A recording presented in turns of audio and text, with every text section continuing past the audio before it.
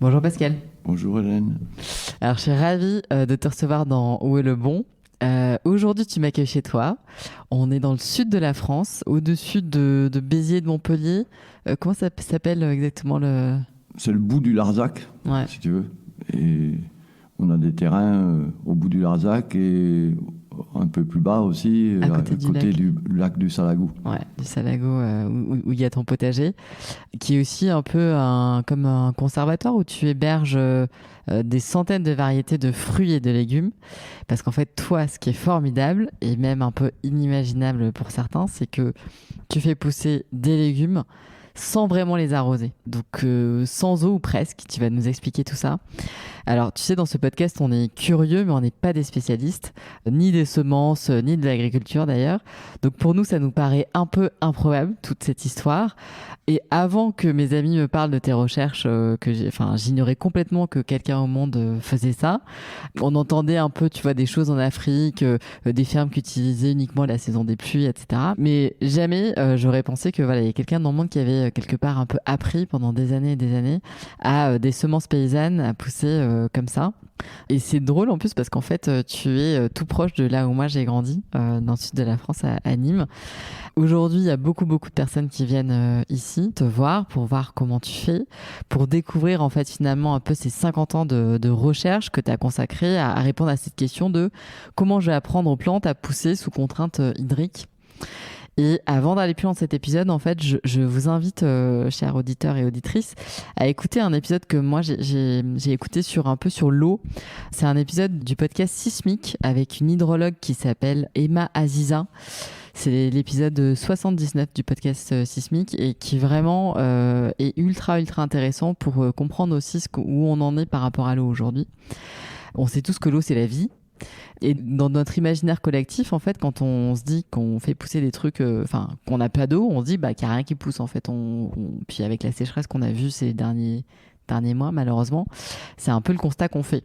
Et pourtant, toi, tu prouves que non seulement c'est possible quand même qu'il y ait des semences qui poussent dans ces contraintes drastiques hydriques, mais tu as aussi découvert un peu en cascade un tas de trucs, notamment avec le soutien des chercheurs de l'INRA, où tu as pu mettre en lumière finalement les qualités nutritionnelles et écologiques de tes légumes. Alors ça, pareil, tu vas nous en parler. Donc, on est parti pour environ 45 minutes avec toi. On va essayer de le faire un peu dans l'ordre pour qu'on comprenne bien comment tout ce travail a été possible.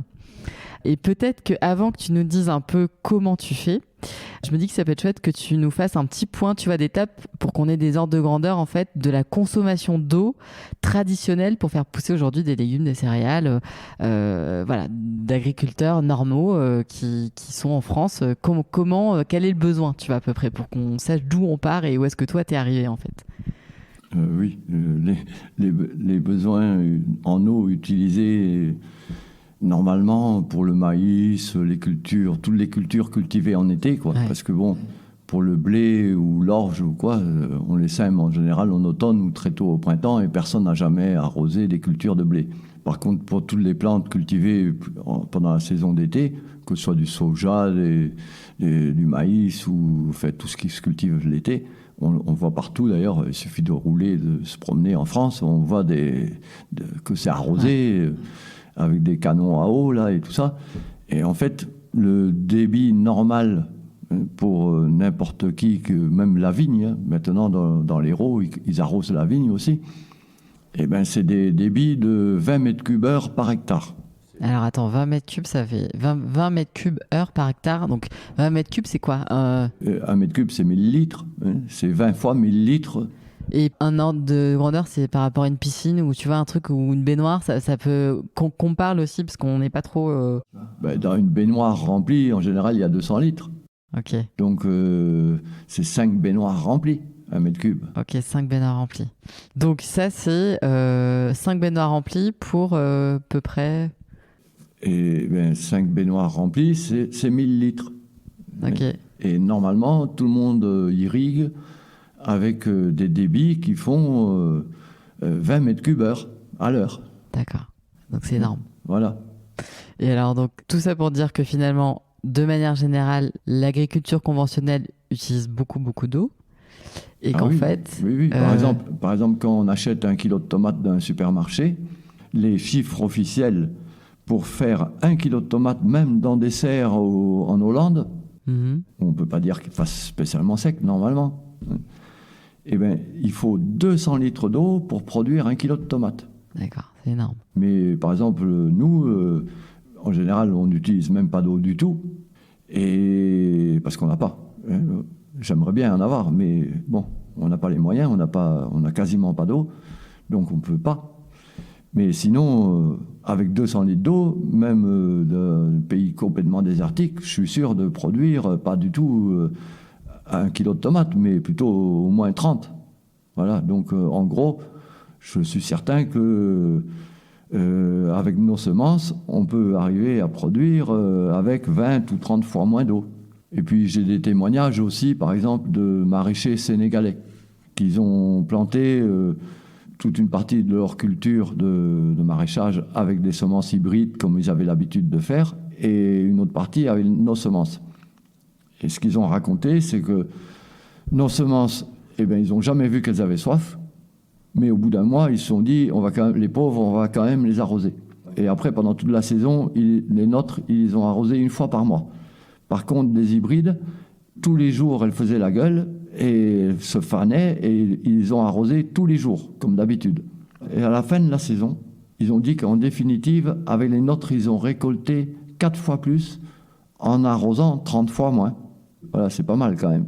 Parce que, alors, c'est ça. Raconte-nous, donc, toi, depuis toujours, tu es installé dans cette région où, en fait, quand même dans le sud de la France, il fait déjà très chaud, et sur un terrain à l'époque où tu n'avais pas d'eau. Oui, voilà. En fait, tu l'as fait parce que c'était la nécessité. Tu t'es dit, comment je vais me débrouiller avec ces contraintes-là, en fait? Je me suis même pas dit. Tu t'es dit, comme j'avais pas d'argent pour acheter des terrains où il y avait de l'eau, parce que les terrains où il y a de l'eau, ils valent 10 ou 100 fois plus cher. Où il y a de l'eau, c'est quoi? Où il y a une nappe dessous, un truc comme ça? Ou simplement au bord d'une rivière, où on a le moyen d'arroser, quoi. Et ben, ça vaut 10 ou 100 fois plus cher. Et par contre, des terrains de garrigues où il pousse rien, et à peine quelques petites menthes de garrigues ou quelques chardons ou du thym, ça intéresse personne. Et quand ça intéresse personne, ça vaut presque rien, quoi. Donc j'ai réussi à racheter des terrains qui n'intéressaient personne. Ouais. Il y avait même des fois des agriculteurs voisins, là, ils me disaient, oh mais moi, même on me les aurait donnés, ces terrains, je n'en aurais pas voulu. Mais bon, du coup, eh ben, je me suis mis à cultiver. Moi, j'ai toujours cultivé depuis que j'avais 4 ou 5 ans. Alors, du coup, eh ben, j'ai cultivé. Mais au début, bon, la première année, je n'ai pas récolté grand-chose. Mais après, les semences se sont habituées. Parce qu'en fait, ce qu'il faut comprendre, c'est que tout ce qu'une plante apprend au cours de sa vie, elle le transmet directement à ses graines. D'accord. Alors, si une plante pousse pendant 4 mois de sécheresse ou 6 mois de sécheresse, qu'il ne tombe pas une goutte d'eau, et que personne n'arrose, et qu'elle apprend à ne pas mourir, déjà. Et comme on dit, tout ce qui ne te tue pas te rend plus fort, à condition que tu ne sois pas mort, parce que sinon tu risques plus de faire des enfants. Oui, il faut que du coup ça arrive jusqu'à faire des fruits et des graines. Voilà, il faut quand même que tu récoltes des graines, et donc des fruits, et même s'ils sont tout petits. D'ailleurs, la première année que j'ai cultivé dans ces terrains-là, et sans une goutte d'eau, les fruits étaient tout petits. Les grosses tomates, ça donnait des tomates cerises. Mais n'empêche, il n'y a quasiment aucune plante qui est morte. Mais tu as arrosé quand même un tout petit peu au moment où tu les plantais? Oui, ça un tout petit peu, mais à l'époque, j'étais carrément obligé de mettre des bidons sur une remorque et d'aller à 3 km les chercher. Ouais, d'accord. Mais on s'imagine que pour faire des grands champs avec des bidons sur une remorque, eh ben, c'est plutôt difficile, quoi. On risque pas d'en mettre beaucoup, parce que c'est vraiment limité. Donc voilà, et pendant 15 ans, j'ai fait ça parce qu'on n'avait pas une goutte d'eau. Et donc du coup, tu as récolté pendant... Enfin, donc là, ça fait bien plus longtemps que tu fais ça, mais au début, du coup, c'était ça. Tu t'es dit, je vais apprendre à mes plants... Enfin, en fait... je me suis rien dit. Moi, rien dit. Ce que je me suis dit, c'est que, bon... ça marchouillait. Je me suis dit, après tout, les broussailles dans les talus, elles sont toujours vivantes. Il n'y a pas de raison que mes légumes ne soient pas capables de faire la même chose. Et puis, mais parce que déjà avant, moi, mon idée à la base, c'était pas du tout de faire de la sélection pour que les plantes résistent à la sécheresse ou quoi. Moi, mon idée à la base, c'était déjà bien longtemps avant, c'était de faire en sorte que les plantes apprennent à être aussi résistantes que ce qu'on appelle les mauvaises herbes. Ouais, ok. Surtout que j'avais rencontré un gars qui étudiait le Moyen-Âge et tout ça, et qui m'avait raconté qu'en fait, la plupart de ce qu'on appelle les mauvaises herbes actuellement, c'était des légumes au Moyen-Âge, à 1000 ans. D'accord. Et après, tout le monde les a abandonnés, plus personne s'en est occupé, et maintenant, ça se reproduit et ça pousse partout, et même quand on veut s'en débarrasser, on n'y arrive pas tellement c'est résistant. Donc toi, ça te fascinait, quoi. Tu t'es Eh ben, dit, je me suis dit, ce serait intéressant que les plantes qu'on cultive actuellement elles fassent pareil. soient aussi résistantes, et qu'elles soient tellement résistantes que même si on voudrait s'en débarrasser, on n'y arriverait pas. Voilà, je me suis dit, c'est quand même intéressant ça. Bah oui. Voilà un beau challenge. Donc, comme j'ai toujours fait en bio, et ben, je me suis dit, ce serait bien qu'il n'y ait même plus besoin de faire, parce que même en bio, on est autorisé à utiliser des traitements naturels. Mais même ça, c'est pas toujours très très bon. Et ben moi, je me suis dit, ce serait mieux s'il y aurait besoin de faire aucun traitement. Donc elle se débrouille, quoi. Elle Déjà, s'auto-guérisse. depuis, ça fait bien 35-40 ans, je me suis dit, je vais faire exprès de jamais les soigner, de faire aucun traitement, même bio. Comme ça, elles vont apprendre à résister par elles-mêmes aux maladies. Et après, bon, je me suis retrouvé avec des terrains où il pleut pas en général pendant 4 mois ou 6 mois. Des fois même, il y a des années, c'est 8 mois sans une goutte d'eau, ou alors 3 gouttes d'eau qui mouillent même pas une chemise, mais ça mouille même pas sous les arbres, et c'est comme s'il n'avait pas plu, quoi. Ouais. Mais du coup, là, c'est non seulement en fait cette histoire d'eau, mais c'est aussi ce que tu nous racontes, c'est que l'adaptation qu'elles arrivent à faire est uniquement sur une catégorie de semences qui est une semence ancienne, qui n'est pas une semence qu'on trouve dans... C'est ça peut-être aussi qu'il faut que tu nous expliques. Moi, je suis toujours parti à la base des variétés anciennes de population. D'accord. Voilà, parce que si on essaye de faire ça, et d'ailleurs, il n'y a pas que moi, il y a certains chercheurs de l'INRA qui ont voulu voir si les variétés qui sont faites par les semenciers, qui sont vendues dans le commerce et qui sont comme des clones ou qui sont hybrides, sont capables de se connecter, par exemple, aux racines des champignons. Parce que, en fait, les racines, on en parlera peut-être plus tard, les racines des champignons, ça permet aux plantes, dans les forêts en tout cas, d'avoir 20 fois plus de puissance pour aspirer l'eau et les minéraux. D'accord. Alors attends, vas-y, explique-nous maintenant, du coup, comment ça... Eh bien, en fait, j'ai rencontré aussi des chercheurs qui avaient passé toute leur vie à étudier que ça. Ouais. Et il y en a un, par exemple, il a comparé un chêne blanc qui pousse dans la Beauce, un rescapé, si jusqu'à l'horizon dans la Beauce, on ne voit pas un arbre, mais il y en a un de temps en temps, au croisement d'une route ou d'un chemin. Et c'est tellement rempli d'engrais chimiques et de pesticides que là-bas, on ne pourra jamais trouver un cèpe ou une girole, ni rien du tout, aucun champignon. La puissance de ce chêne blanc pour aspirer l'eau, c'est 60 bars d'aspiration, il m'a expliqué.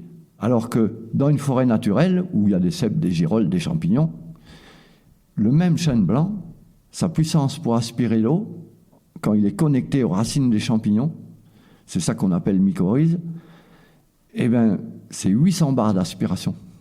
800, alors que c'était 60 Oui. pour l'autre. Ouais, Mais si on imagine, par exemple, un Karcher qui aurait 800 bars, eh bien, on ferait des trous dans les rochers et les cailloux. C'est une puissance... Ah oui, on ferait des trous dans les rochers et les cailloux. Ça veut dire quoi? Ça veut dire qu'en fait, les arbres, et ça, il suffit de regarder et d'observer, on le voit directement. Les arbres dans une forêt naturelle, la plupart du temps, ça pousse dans des montagnes et tout ça, il n'y a qu'en moyenne 20 cm de terre, et c'est des rochers en dessous. Et en général aussi, il n'y a pas de nappe phréatique dessous, parce que c'est la montagne, il y a peut-être des filets d'eau par-ci, par-là. Eh bien, n'empêche que ces arbres, avec 20 cm de terre, ils restent verts toute l'année, tout l'été, alors qu'il ne pleut pas pendant 6 mois, et que pendant 2 mois, il fait presque 40 à l'ombre. Et si on les aurait plantés, en fait, quand on sait ce qu'un arbre évapore, parce qu'un arbre moyen, ça évapore dans les 3000 litres d'eau par jour. Ça paraît énorme. Énorme, Donc, 3000 litres d'eau par jour. Oui, après, à la fin de l'été, ses feuilles durcissent et tout ça, et ça peut se réduire à 800 litres d'eau par jour. Mais bon, de toute façon, vu la quantité d'arbres et tout qu'il y a, on les aurait plantés sur une piscine olympique, avec 20 cm de terre par-dessus. C'est certain qu'au bout d'une semaine de chaleur, la piscine olympique serait vide et que tous les arbres crèveraient. Donc la seule explication, c'est que grâce aux champignons, ils sont capables de réaspirer l'eau qui est à l'intérieur des cailloux et des rochers qui en fait sont poreux. Et le seul endroit où on peut trouver des arbres, on peut observer des arbres qui finissent par mourir et cramer, devenir tout marron et tout, c'est dans certaines roches qui sont vraiment imperméables. Type quoi, granit. Il y a des trucs comme la ruffe, ça fait des sortes de latérites là qui sont à une certaine profondeur, ça devient complètement imperméable, ces rochers. D'accord. Et puis dans des terrains granitiques aussi, le granit aussi, c'est censé être imperméable. D'accord, ok. C'est le secret finalement de comment est-ce que les plantes Oui, que tu n'arroses mais pour pas. en revenir aux plantes, Ouais. en fait, les anciennes variétés de population sont capables de légumes, sont capables, comme les arbres dans les forêts, de se connecter aux racines des champignons. Ouais. Mais apparemment, en tout cas, il y a un chercheur de l'INRA qui l'a étudié et qui l'a prouvé. En fait, parce que les variétés vendues dans le commerce par les gros semenciers, ils ont fait tellement de sélection qu'en fait, ils ont fait la consanguinité au maximum. Et maintenant, même si c'est pas des clones, c'est pareil que si c'était des clones. Et pourquoi ils ont fait ça? Enfin, c'était quoi c'était pour qu'on ait toujours la même tomate et le même goût et tout ça? Enfin, Alors, c'est soi-disant pour que tous les fruits et tout ça aient le même calibre, machin et tout ça. Mais en fait, on a inventé ça. La réalité, c'est que, en fait, c'est un peu long à expliquer, mais c'est que pour des raisons, il faut revenir dans les années 1800, en fait, pour des raisons de stratégie industrielle et politique, on a voulu mettre en place des semenciers, mais comme tout le monde partout faisait des semences, dans tous les villages et tout, c'était aussi difficile de vouloir vendre des semences aux gens que de vendre des frigos aux Inuits au nord du Groenland. Donc pour justifier la mise en place de semenciers, il fallait que les gens trouver un prétexte. Donc Okay. ils ont en fait inventé des théories sur les races pures, les lignées pures. Et les races pures, eh ben, en fait, c'est de la consanguinité au maximum. Parce que du coup, les semences, on leur a un peu retiré leur capacité de s'adapter, un peu, c'est ça? Ah oui, complètement. Et donc, du coup, toi, c'est aussi beaucoup en observant tout ça, enfin les forêts, donc ce que tu nous dis, les forêts naturelles, que tu t'es dit, bon, en fait, qu'à cela ne tienne, je vais faire avec ce que j'ai. Et puis, toutes les années, tu voyais du coup ces améliorations. En tout cas, ces plantes s'adapter sous tes yeux, voilà, comme ça. C'est ça? C'est un peu ce qui... Oui. Moi, mon idée à la base, c'était de faire en sorte qu'elles apprennent à résister aux maladies, qui a très bien marché d'ailleurs, parce que maintenant, par exemple, si une année il fait que pleuvoir comme l'année passée, c'était exceptionnel. L'année passée, tout le mois de juillet, il faisait que pleuvoir ici en haut de la montagne. Mais les tomates, bon, elles ont quand même fini par attraper le mildiou. Mais normalement, une plante de tomate, quand la tige devient toute noire, parce qu'elle a attrapé le mildiou, on peut être sûr et certain que 5 jours après, la plante est entièrement morte. Et bien là, la tige était devenue toute noire, je l'ai filmée d'ailleurs, et elles ne sont pas du tout mortes. Elles ont cicatrisé et tout, et après on a récolté des quantités de tomates.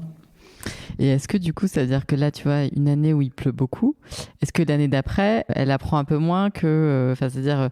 Non, bon, je pense que peut-être au bout de plusieurs générations, si elle serait tout le temps arrosée, tout le temps avec de l'eau, elle finirait par oublier leur résistance à la sécheresse. Mais j'ai jamais vraiment vérifié ça. C'est comme pour la mémoire. En tout cas, a priori, je pense ça, au bout de quelques générations, que ce serait assez oublié. Mais je pense qu'elles auraient toujours très facile à leur réapprendre. Ouais. Et après, si on compare par exemple aux humains, eh ben, on peut dire qu'au moins 4-5 générations avant, ou 6 générations avant, tout le monde avait des parents ou grands-parents, enfin des arrière-grands-parents qui étaient agriculteurs. Et donc du coup, là, toi, tu dis que finalement, tu n'arroses pas, ou en tout cas, enfin, au tout début, mais après, tu n'arroses plus. En revanche, tu prends soin du sol. Tu peux nous expliquer, enfin, tout le monde prend soin du sol, mais toi, enfin, comment est-ce que finalement tu traites ton sol? Parce que c'est peut-être aussi le fait d'avoir agrandé ton sol au fur et à mesure, etc. Il y a les semences, mais il y a peut-être aussi le sol, non, qui est lié dans cette histoire et dans le fait que c'est aussi incroyable. J'ai quand même aussi souvent la preuve qu'il n'y a pas que le sol, hein, Ouais. parce qu'il il y a des endroits dans des rochers, parce que comment on fait les semences, nous? Eh bien, on en récolte plein, et puis quand on trie les semences, et tout ça, quand on bat les graines, il reste des pailles et tout ça, et il reste toujours un peu de graines dedans. Et souvent, on les balance, ou bien ça s'envole dans les talus, sur des cailloux, des rochers, où j'ai jamais mis ni de compost, ni rien du tout. Hein. C'est des rochers, quoi. Et bien, il y a des plantes qui poussent toutes seules, de nos graines, quoi, hein, qui ont atterri là. Et c'est hallucinant, hein, ça pousse, quoi. Alors que ça pousse aux bordures de la forêt, dans les talus, remplis de rochers. Donc, on voit bien que... Il n'y a pas que... Il n'y a pas que. Hein. Après, c'est certain que plus la terre est fertile, mieux c'est. Parce qu'une terre vraiment morte, mais le pire, en gros, c'est les terres d'anciennes vignes. Ça, c'est vraiment des terres qui ont été tellement traitées pendant des années et des années que même si c'était en bio, il y avait du cuivre dedans, ça tue tous les micro-organismes et tout ça. Et c'est des terres qui sont mortes. Voilà. Et on a racheté comme ça un terrain. Il y avait une partie, c'était de la vigne, abandonnée depuis 80 ans. Une autre partie, c'était des terrasses avec des amandiers et des oliviers. Là où il y avait les amandiers et les oliviers, les arbres, ils sont devenus énormes, parce que ça a été abandonné. Il y a des arbres, des chênes et des frênes qui ont poussé, ils sont devenus énormes. Et là où il y avait la vigne, eh bien, il y a des arbres qui ont poussé aussi, mais ils sont restés minuscules. Il ne faut même pas 5 cm de diamètre. Et ça fait pourtant 80 ans. Et c'est ça là, comment on fait aujourd'hui alors? Si on veut rendre fertile une ancienne terre de vigne, alors là, c'est beaucoup de travail, parce que déjà, en général, surtout si le sol est argileux, c'est complètement compacté, c'est pas aéré. Et en plus de ça, c'est carrément mort. Alors, déjà, il faut aérer un peu le sol, le décompacter un peu, hein, parce que sinon, s'il n'y a pas d'air, il n'y a pas de vie. Hein. Voilà, parce que d'ailleurs, c'est pas compliqué. Quand on marche dans une forêt, tout le monde peut le remarquer, la terre, elle est souple, même en été. Oui. Et si on marche dans un champ cultivé, après, qui a été moissonné, un champ de blé ou quoi, c'est dur comme du béton. Voilà. Et bien, en fait, quand c'est dur comme du béton, ça veut dire que ça est complètement tassé et que le sol n'est pas tellement vivant. Parce que sinon, ça ne serait pas dur comme du béton. Si c'est souple comme dans une forêt, ça veut dire qu'en fait, l'air rentre dans le sol. Et ce qu'il faut bien comprendre, c'est qu'en fait, quand il y a de la vie dans le sol, il y a plein de micro-organismes, mais il y a entre autres des bactéries qui sont nécessaires pour transformer l'azote de l'air en azote assimilable par les plantes. D'accord. Parce que le truc, c'est que en fait, normalement, toute la vie sur Terre s'est fait comme ça, parce que 80% de l'atmosphère, c'est de l'azote, mais qu'aucune plante et aucun organisme, à part certaines bactéries, ne sont capables d'assimiler. Et dans la terre qui est vivante, il y a des bactéries qui sont capables de transformer l'azote de l'air en azote assimilable par les plantes. Mais si l'air ne rentre pas dans le sol, parce qu'il est tassé, ben les bactéries, même si elles y sont, elles ne peuvent pas faire leur travail. Okay. Voilà. Et alors, mais aujourd'hui, tu vois, quand toi tu fais tout ça, quand les gens voient qu'en fait ça fonctionne, quand on parle autour de toi, parce qu'autour de toi, il y a quand même, je pense que des agriculteurs qui faisaient autrement, pendant toutes ces années, les gens disent quoi? Enfin, ils en reviennent pas, ils viennent voir, ils veulent que tu leur expliques, ils sont curieux, ils sont un peu, tu vois, ils disent ce type est fou. Là, comme à peu près tous les agriculteurs qui sont pas du tout en bio, qui sont conventionnels, s'intéressent énormément à ce que je fais. Et après, malheureusement, il y a, surtout dans le coin, et même peut-être un peu plus loin, il y a des maraîchers bio qui, eux, sont jaloux, on ne sait pas pourquoi. Ils ne sont jamais venus voir ce que je faisais et ils me dénigrent. C'est totalement incompréhensible. Mais ceux qui sont conventionnels, ils s'intéressent énormément à ce que je fais. Et alors, qu'est-ce que toi, tu peux leur... Enfin, est-ce que si jamais tu leur donnes des semences à eux, ils peuvent faire ça chez eux où en fait leur sol est tellement... Oui, mais bon, pour faire des légumes, oui, puisque je fais les semences pour les légumes. Après, j'ai jamais eu assez de terrain pour avoir la possibilité de faire la même chose avec des céréales. D'accord. Voilà, parce que j'ai jamais eu assez de terrain pour faire ça. Mais ce serait possible en fait. Oui, ça serait possible. D'accord. Bien sûr.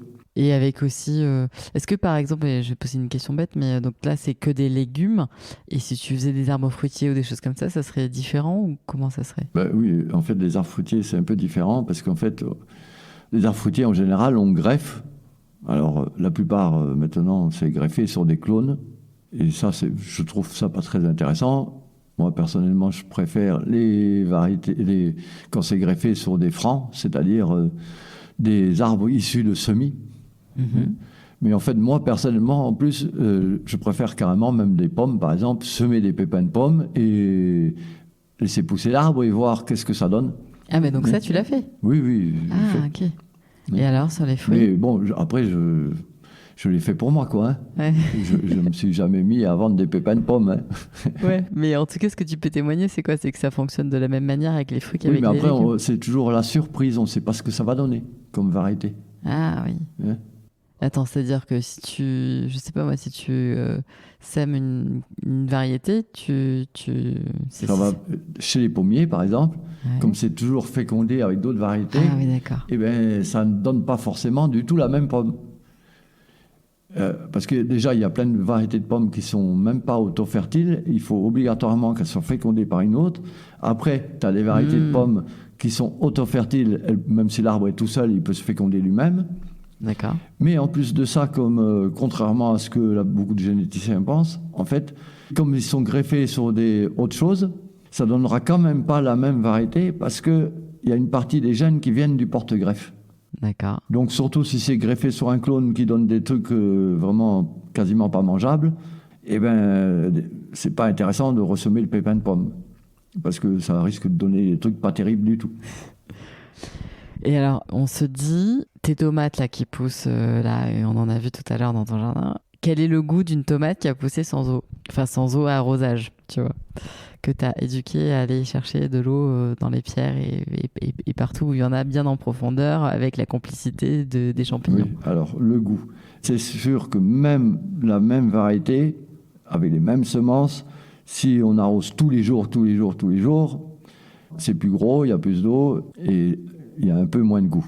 Donc plus il y a d'eau, moins il y a de goût. C'est plus dilué, si tu veux. Ok. Mais c'est toujours quand même très très bon, hein, et bien meilleur que ce qu'on peut trouver dans les supermarchés et tout ça. Ça, c'est les semences paysannes, anciennes. Ok. Ouais. Et après, de toute façon, le goût est toujours lié en fait à la qualité nutritionnelle. Voilà, parce qu'en fait, c'est ça que tu as appris d'incroyable en fait. Tu peux le constater. Tu fais des analyses au niveau des vitamines, des antioxydants, des polyphénols, tout ça. C'est ce qui a été fait sur tes plantes par les gens de l'INRA, ouais. Et le goût est toujours lié. Bon, après, tu peux avoir, selon chaque variété, parce que dans les tomates, en tout cas toutes les variétés anciennes, parce que bon, maintenant, si tu prends des hybrides, tu peux les planter où tu veux, elles sont dégueulasses partout. Ça n'a pas de goût et c'est dégueulasse, c'est pas bon. Et si tu fais des analyses, de toute façon, il n'y a quasiment rien dedans. Mais par exemple, nos variétés, là, tu les sèmes, si tu les plantes dans un terrain ou un autre, déjà d'un terrain à l'autre, elles n'auront pas forcément le même goût. Mais ça peut étonner, mais c'est pas étonnant. Tout le monde sait que par exemple, tu prends le même cépage, tu le plantes, je sais pas, dans le Bordelais et dans la vallée du Rhône, ça va pas te donner le même vin. Pourtant, c'est le même cépage. Voilà, et ben les tomates, c'est pareil. Tu les plantes dans un terrain, d'un côté d'une montagne et de l'autre, ça n'aura pas le même goût. Et après, moi, personnellement, bon, il y a certaines variétés, je vais préférer les manger quand il fait très chaud, à 2h d'après-midi, puis il y en a d'autres, je préfère les manger quand il fait moins chaud, le soir, ou même des fois à d'autres saisons, comme en automne, au mois d'octobre. Je vais préférer une autre variété. Voilà, en fait, c'est un peu comme pour les vins. Les gens qui aiment les vins, ils mangent pas, ils boivent pas le même vin avec de la viande ou du poisson, quoi. Hein. Et là, les analyses que vous avez fait avec l'INRA, elles ont révélé quoi en termes de combien de fois plus d'intérêt nutritionnel ont des semences qui ont été donc déjà qui sont paysannes et en plus qui justement ont que tu as un peu stimulé, dont les défenses immunitaires sont bien... En gros, le résultat des analyses, même il y a déjà 10 ans, c'était qu'il y avait au moins 20 fois plus de vitamines, d'antioxydants et de polyphénols avec nos semences que j'ai fait. Parce qu'en fait, moi, je ne le savais pas au départ. Moi, je voulais juste faire qu'elles soient résistantes aux maladies. Et j'avais même pas réfléchi qu'en fait, ce qui sert de système immunitaire aux plantes, ce sont justement les vitamines, les antioxydants et les polyphénols. C'est ce qu'on peut appeler le système immunitaire chez les plantes. C'est génial. Et du coup, le fait qu'elles soient plus résistantes aux maladies, même si c'est pas à 100% non plus, hein, mais bon, elles sont plus résistantes, et bien, ça, c'est tout intérêt pour celui qui les mange. Oui, parce qu'en fait, du coup, comme tu les as stressées, tu leur as dit, bon, bah, mes petites, voilà, je vais pas vous aider, donc débrouillez-vous si vous voulez, voilà, perdurer. Elles ont mobilisé, donc ce que tu dis, c'est qu'elles ont créé des antioxydants, etc., pour elles-mêmes, pour survivre, en fait. Et ça, quand nous, on le mange, ça nous apporte aussi tous ces nutriments-là en plus. Et donc, non seulement c'est bon pour notre santé, et puis en plus, ça a plus de goût aussi, c'est ça. Donc, c'est un cercle vertueux qui est quand même assez incroyable en fait. Oui, mais bon, je ne l'ai pas fait exprès. Hein, oui, mais c'est ça qui est fou. On l'a constaté après, quoi. Oui, mais c'est ça que moi je trouve assez génial, parce que non seulement tu nous dis que finalement on se régale, parce que c'est aussi ça, tu vois, le truc, c'est de se dire qu'en fait ça nous fait plaisir de manger, et puis gustativement nos papilles sont un peu en folie. En plus, on apporte ce qu'il faut en termes d'antioxydants, etc. à notre corps. On n'a pas besoin d'avoir des kilos de tomates pour amener quelque chose qu'une seule tomate peut nous amener. Et en plus, les rendements sont intéressants. Et tu dis aussi qu'au niveau des rendements, c'est plus élevé que des semences. Donc, en fait, tout pousse à constater quand même que on a là quelque chose qui est bien plus vertueux que beaucoup de choses qu'on s'obstine encore à faire. Alors, on se dit, mais voilà, il y a un peu une crise de sens, tu vois. On se dit, pourquoi en fait? Est-ce que ça marche un peu à l'envers, quoi? Ah oui, oui. D'ailleurs, au début, quand je l'ai fait, que je vendais encore des fruits et des légumes, parce que j'ai toujours fait je faisais avant à moitié les semences et à moitié les légumes, donc je vendais aussi des tomates et tout ça. Eh bien, j'avais plein de clients. C'était des gens qui avaient un jardin, qui avaient planté des hybrides qu'ils avaient achetés au marché ou quoi, ou en jardinerie, et puis qu'ils ont trouvé nos tomates tellement bonnes qu'en fait, ils ont arrêté de ramasser les leurs, et chaque semaine, ils venaient me racheter des tomates. Et en plus, d'ailleurs, il y a une femme qui m'a expliqué qu'en fait, toute sa vie, elle faisait comme elle avait tendance à grossir facilement, elle faisait des régimes, et puis après elle regrossissait, après elle refaisait des régimes, et ainsi de suite. Elle s'était aperçue qu'en mangeant ne fût-ce que 2-3 de nos tomates, elle avait plus faim de la journée. Alors qu'autrement, elle passait son temps à grignoter. C'est pour ça qu'elle regrossissait chaque fois. Bah, je veux bien croire. Ça paraît logique en fait. Oui, et apparemment, quand le corps est satisfait à tous les nutriments qu'il faut, eh ben, on n'a plus envie de grignoter. Voilà, ça paraît du bon sens. Et est-ce que du coup, tu as des retours donc, de personnes qui ont acheté tes graines et qui les sèment du coup chez eux? Ça va faire comme chez toi, ou il y a des risques qu'en fait, comme c'est un sol différent, etc., bah, ça prenne pas et ça pousse pas? Non, normalement, ça pousse partout et dans plein de régions, parce que en plus, comme j'ai compris quand même que tout ce que la plante apprend au cours de sa vie, elle le transmet à ses graines. Pour reproduire nos variétés, pour nos souches à nous, eh bien, je le fais toujours avec les graines de fin de saison. D'accord. Parce que plus la plante a vécu, plus elle a appris des choses. Et en gros, il faut ramasser les graines sur les plantes les plus vieilles possibles. Et donc, ça fait que par exemple, une plante de tomate, quand elle a passé tout l'été sans une goutte d'eau, elle a résisté à la sécheresse et aux canicules. Mais après, eh ben, en automne, il se met à pleuvoir. Et des fois, bon, pas tous les ans, mais il y a des années où il pleut pendant 2 mois. Et ben, elles apprennent à résister. En fait, c'est le même climat chez nous que normalement en Normandie, par exemple, parce qu'il fait des températures il pleut sans arrêt, il fait entre 5 et 20 degrés. Et du coup, c'est idéal pour attraper le mildiou et tout ça. Et donc, comme en général, il ne gèle pas chez nous avant le mois de janvier, on récolte encore des tomates fin décembre. Ah oui, d'accord. Tu vois ? Et c'est avec celles-là qu'on fait les graines. Okay. Celles qu'on reproduit après, chaque année. Et du coup, ça fait des plantes qui ont appris 2 choses complètement différentes. Elles ont appris l'été, l'hiver. Elles ont appris à résister aux excès d'eau et aux excès de sécheresse. Et du coup, on a des clients qui nous ont dit qu'ils étaient en Normandie, au bord de la Seine, et qu'il n'y avait qu'à Innograines qu'ils étaient arrivés à avoir des tomates dehors, dans leur jardin. D'accord, ok. Tu vois ? Et il y a même des autres en Belgique aussi. qu'ils ont même cultivé 1000 mètres carrés de tomates et ils ont vendu dans les 2 tonnes par semaine pendant tout l'été. C'est énorme. Et attends, et je me pose une question. Est-ce que, et c'est peut-être une question bête, mais est-ce qu'il y a une différence, tu vois, entre le fait pour une plante de manquer d'eau, mais d'être à l'ombre ou en tout cas un peu abrité, et le fait de cramer en plein cagnard, comme on dit comme dans le sud? Est-ce que, enfin, le fait qu'il y ait aussi ces rayons du soleil comme ça qui soient avec, enfin, aussi forts, enfin, avec des températures qui dépassent 40 degrés en plein soleil, est-ce que ça brûle pas aussi en fait peu importe le fait que dans Racine elle arrive à trouver de l'eau, etc. Est-ce que Ah oui, ça peut cramer. ouais, voilà. Mais, Okay. bon, là, par exemple, il y a plein de gens qui ont eu des tomates qui étaient à moitié cuites, qui sont devenues blanches. Et en fait, c'est comme si tu mets un légume, tu le fais blanchir dans l'eau bouillante. Hein. D'accord. Ouais. Voilà, elles ont été cuites. C'est pas une maladie ou quoi. Elles sont fait cuire. Soleil, en fait. C'est le soleil qui les a cuits. Et forcément, plus il y a des feuilles sur la plante, et plus la tomate est à l'ombre, moins elle risque de cuire. Ok. Voilà. Et après, de mettre la plante à l'ombre, ça c'est autre chose, parce que là, on risque carrément de ne pas avoir de tomates qui mûrissent du tout, non plus. Oui, parce qu'en fait, tu disais que le rôle des UV est important. C'est ça. Ah oui, oui. Mais...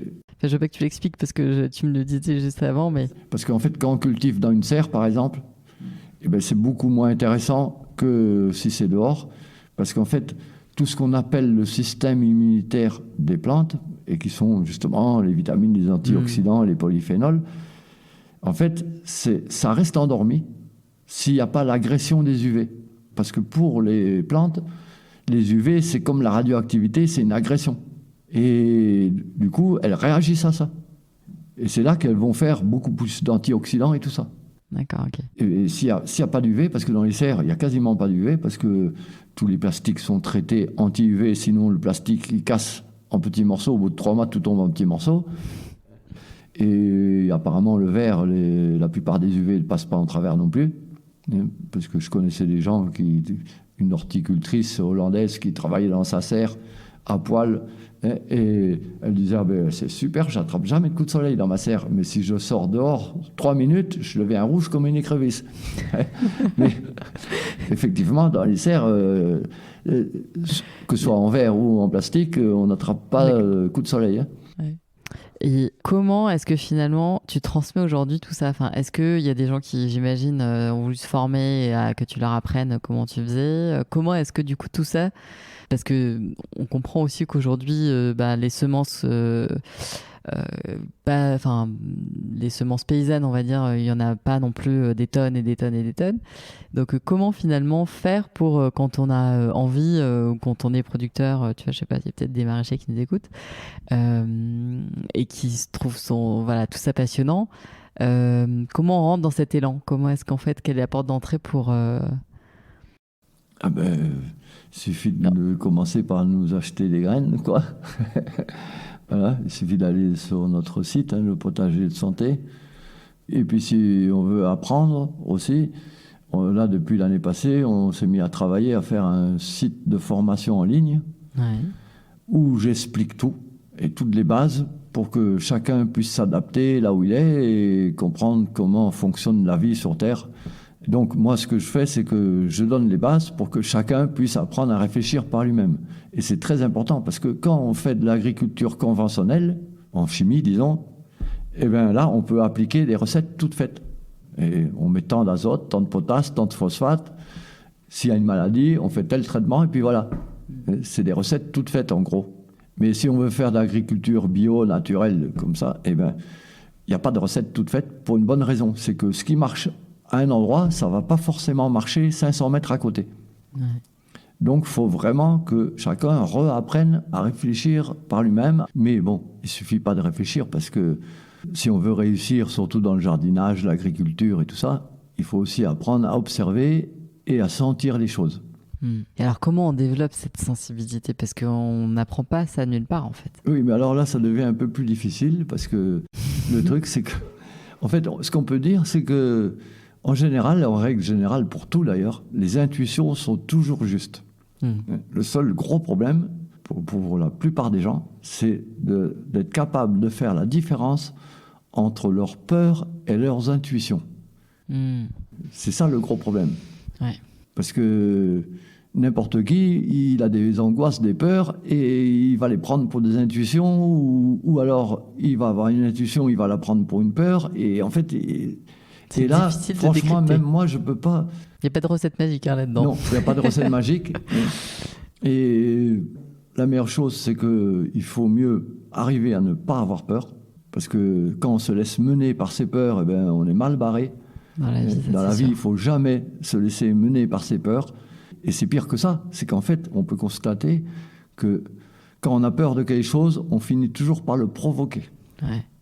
Mais ce à quoi on résiste persiste et Ah non, mais on comme le si provoque. on l'attirait. C'est quoi, c'est Soit plus ou moins inconsciemment, mais même c'est même à la limite quasiment magique. Mais c'est une loi universelle un peu. C'est comme une loi universelle où ça relève de la physique quantique ou je sais pas. Mais de toute façon, on provoque toujours ce dont on a peur. Mais alors, comment est-ce que toi tu sens et ressens là dans tout ce que tu fais Ah ben bon, le truc c'est que parce Tu que fais ça quand de manière j'avais intuitive. 10 ans, moi j'ai très bien connu des moines bouddhistes zen japonais, et ils m'ont dit qu'en fait les meilleurs méditateurs au monde sont les vrais paysans.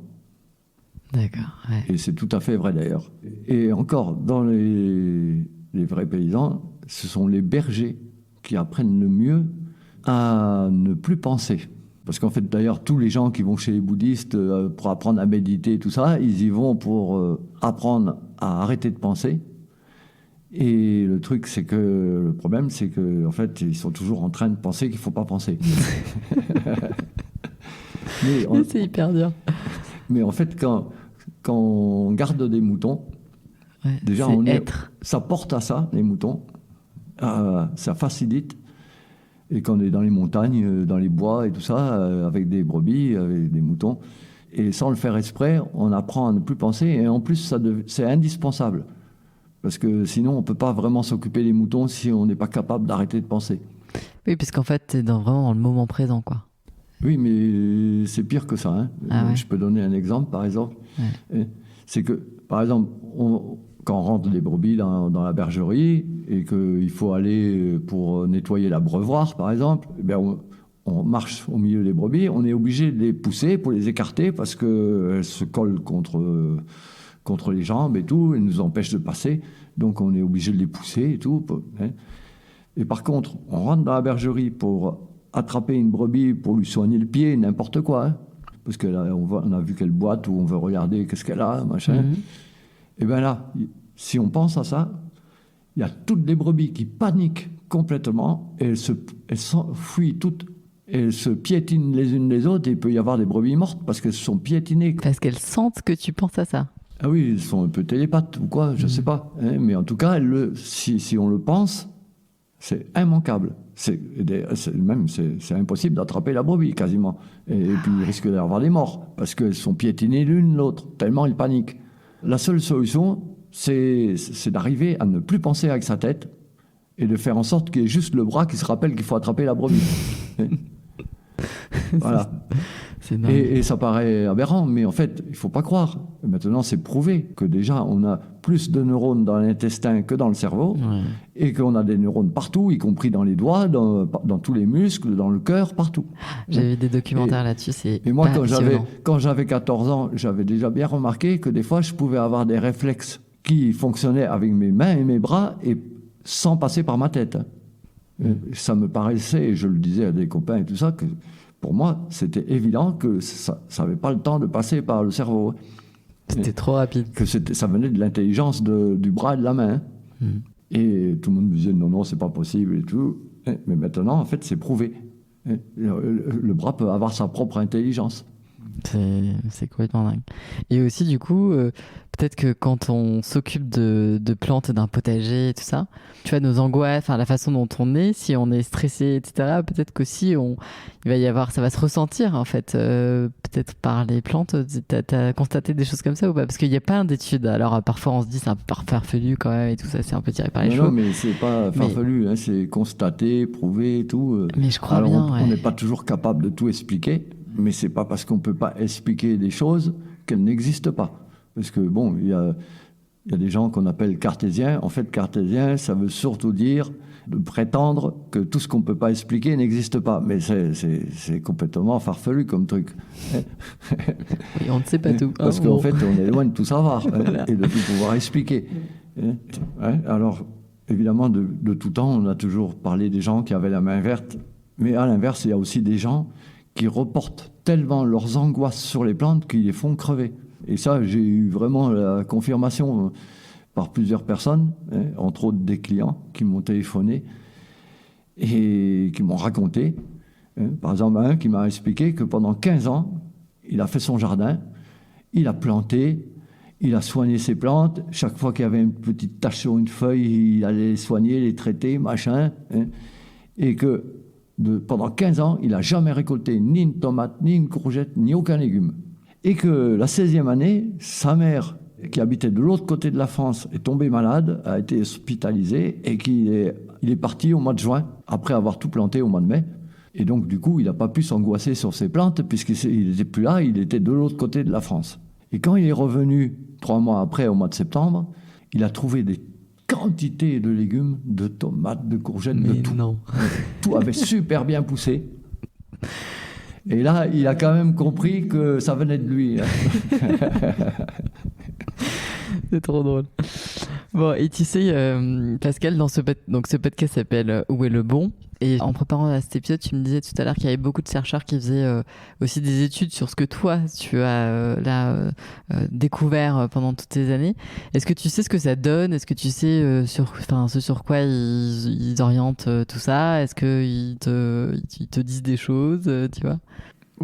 Des fois, au fur et à mesure, je sais qu'il y a des journalistes qui sont venus m'interroger. Et puis, quand même, avant de publier ce que je lui avais raconté, le gars, il y en a un, par exemple, qui m'a d'ailleurs recontacté après. Il m'a dit, oui, mais comme j'ai l'esprit assez cartésien et tout, j'avais du mal à admettre tout ce que... Et du coup, il a téléphoné à une chercheuse de l'INRA, là, qui s'appelle Véronique Chable. Et non seulement, d'ailleurs, il a écrit dans son article, elle lui a confirmé que j'avais totalement raison et qu'en plus, elle a même donné elle-même des exemples d'expérimentation qu'elle avait fait elle-même qui rajoutaient à ce que j'avais dit. Ouais, d'accord. Voilà. Donc, ça inspire et en gros, tes travaux sont aussi la source et la nourriture de chercheurs aujourd'hui en France et peut-être aussi ailleurs. À ce qui paraît. Mais après, ils viennent pas me le dire. Mais c'est génial en tout cas. Merci beaucoup Pascal pour ton temps et ces partages. Et donc on mettra des photos. Moi sur Instagram, je partagerai des photos de ta ferme, etc. Donc si on veut acheter des semences et peut-être aussi la formation, on se rend sur ton site, c'est ça ?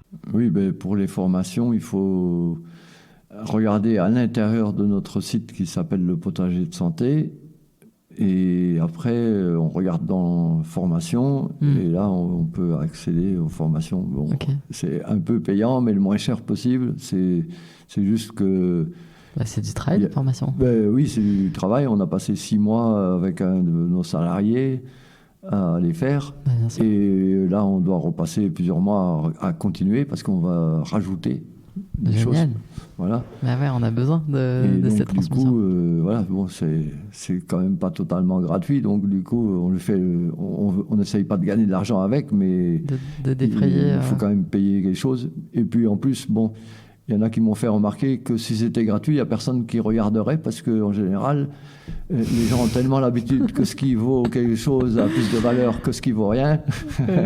Malheureusement. Bon, écoute, non, mais c'est la vérité. Hein. Il faut que ça change. Bon, merci beaucoup Pascal pour ce moment. Merci.